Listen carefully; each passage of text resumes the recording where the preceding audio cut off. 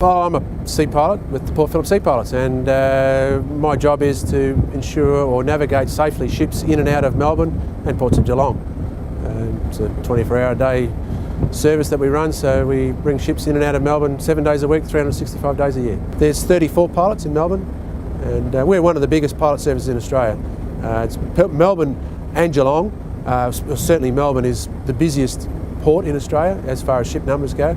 There's other ports that handle greater quantities of cargo, but we actually have more ship visits. So as a result, we've got the largest number of pilots anywhere in Australia. Pilots all start as either cadets or just as general seamen. Then you work your way up through the ranks, becoming an officer on a ship.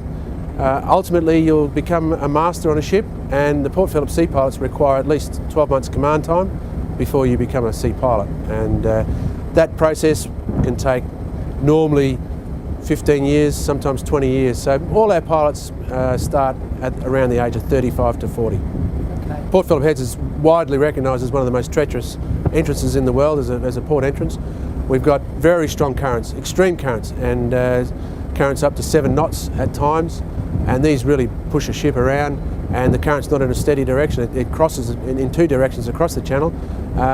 So yeah, it's a very hazardous entrance. There's rock on either side, it's very shallow, and of course Bass Strait is a famous piece of water for being very rough, and we have some pretty wild nights to try and get in and out on ships and also in our pilot launch. We try to board ships in just about any weather, but safety first, and there are occasions when it is simply too rough to take the launch out and too rough to get on board. As pilot launch calls the ship up, the coxswain calls them up, and he gets the ship to turn in such a fashion that provides what we call a lee, which means the wind's on one side of the ship, so on the side that we're going to board on, it's nice and calm. So that's how we control that environment.